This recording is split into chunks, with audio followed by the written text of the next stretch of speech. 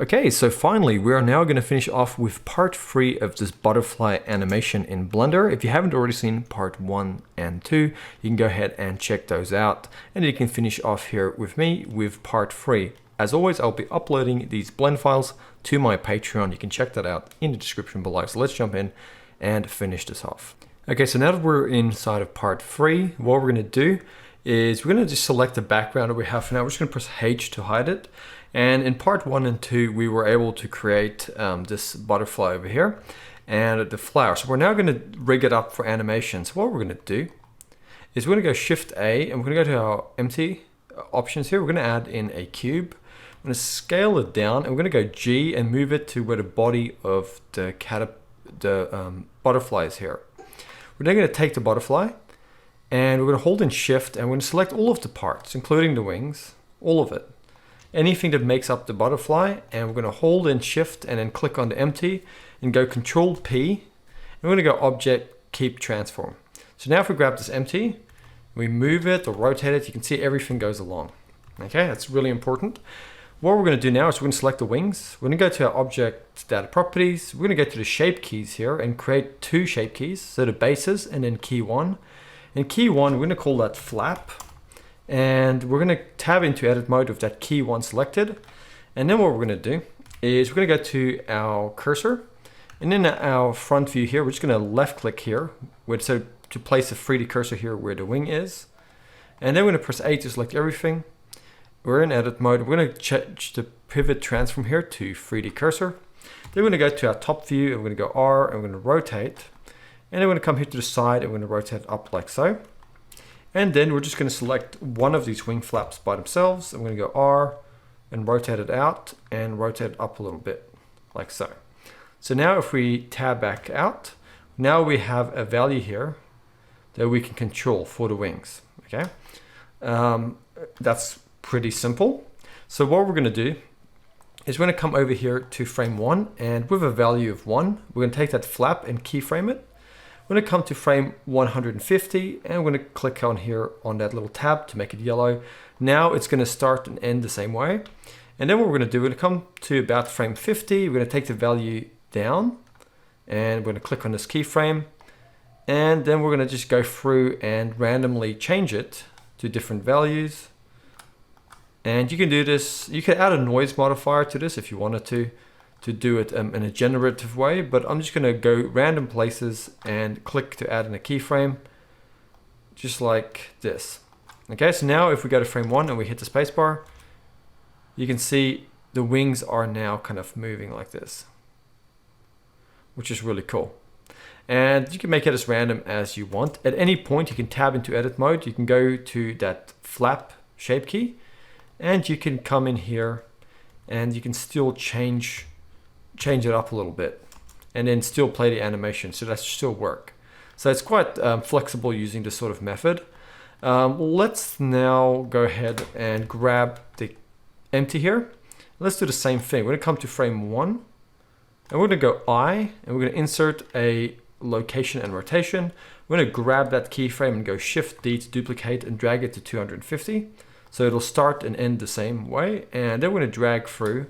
Let's enable proportional editing. And let's come to about frame 30 and let's just go G and then R and just move it and rotate it a little bit. And let's move through and let's do it again. Just little bits like this. I'm just moving through, rotating it, moving it just slightly. Just to kind of make it look like it's moving a little bit. Okay, so now you can see the butterfly has some movement here because we've animated that empty. But the thing is here, the legs are just moving along with it. So we're going to tab into edit mode. And we're going to tab in here. And in edit mode, we're just going to select the front bit geometry of the legs here. And we're going to press F3. We're going to go hook, type in hook. And let's just go hook to new object.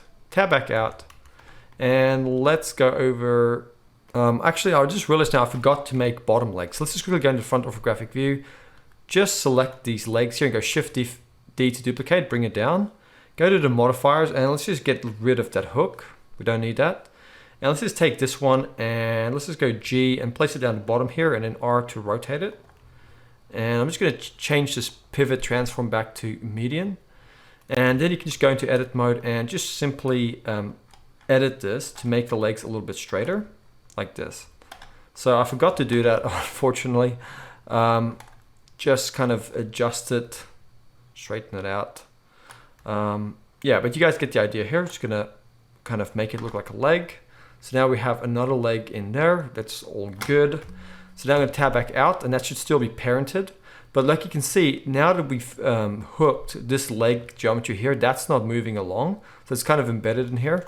So we're gonna do the same thing here. We're gonna grab this leg, tab into edit mode, just grab the tip geometry here, and then go F3, and once again, just type in hook and hook to new object. And then that is hooked as well. So now if we tab back out, it doesn't matter that this is moving. You can now see that the legs are sticking to the thing here, which makes it feel like it's actually sitting on here, and the legs aren't just floating in space. You can kind of grab the antennae here, and you can give them a shape key under the object data properties, and make sure you add 2 shape keys. Tab, select the last one here, tab in here, and then make a little change like so. And then you can animate this with the keyframes as well. So add one in the beginning and the end, and then you can come in here and kind of do random little changes to this, just to make it look like there's some movement. Okay, just mess around with it a little bit, but as long as it ends and starts the same way, now you kind of have this little bit of movement here in the antennae, and you can actually do the same thing to this one over here, which I'm not going to do right now, but you guys kind of get the idea. And then what you can do is you can take the empty and then these 2 empties over here that the objects are hooked to. You can hold and shift and select the flower, and then go Control P and then go Object Keep Transform to parent them to here. You can select this pollen bit here and parent it as well to the flower by selecting it as well and keeping the transform. So now everything is parented to this. And you could also go to frame 1. You can insert a location and rotation keyframe, and the beginning and the end for that. And then in between here, you can turn on auto keying, and you can slightly move and rotate this just slightly, just so it kind of looks like it's having movement in the wind. So now we kind of have this over here, as you can see, which is looking really cool. So now we're gonna go Alt H to bring back our background. We're gonna go Shift A, we're gonna add in a camera. We're gonna move our camera back, go to camera view, and then you can pose it however you wish. I'm gonna go something like this. And now let's go over to our render properties. Let's just change it to cycles. And under the render samples, let's just make it 90. And now let's go Z and go rendered, and let's see what this looks like. So it's looking good, but we can now go Shift A, we can add in a light. So I'm gonna add an area light, place it on top of here. And then I'm just gonna increase the strength for that area light, like so. And you guys can set this up however you want. I'm gonna take mine a bit higher. And with this background here, we just wanna actually go to our object material properties. And let's just come here to the principled. Let's click on that. Let's just change it to emission, so it doesn't get affected by shadows or anything like that. So I've lost texture here, so I'm just gonna go to color. I'm gonna go image texture, and I'm gonna come to the drop down and just give it that background that we had before. So now you can see this is what we have, okay?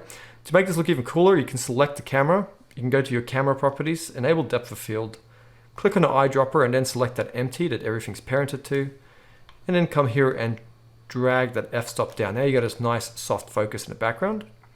And you can come here, grab your lights, adjust it. And at this point, I would say the lighting is up to you, how you want to approach that. But just give some different things a shot and get it to where you want. But here you can see we now have this, and I might just bring down up that f-stop a little bit so it's not so soft. Okay, so something like that's looking pretty good. And now what we're going to do is make sure to save. We're going to go render, and let's just quickly give this a test render. And here we have the final result. So I hope you guys have enjoyed this tutorial, and I'm going to quickly show you. This is my original, which I'll be uploading to my Patreon. Exact same thing. I only added in some more leaves in here, and I animated them as well. And I also added some hair and fluff to the flower bit here. And I also added in a little bit of subsurface scatter to make it look a little bit more translucent. But other than that, it's the exact same tutorial I've shown you guys today. So this was my original. And they all came out pretty good. So I will see you guys next time for another tutorial. And thank you for watching this butterfly animation tutorial.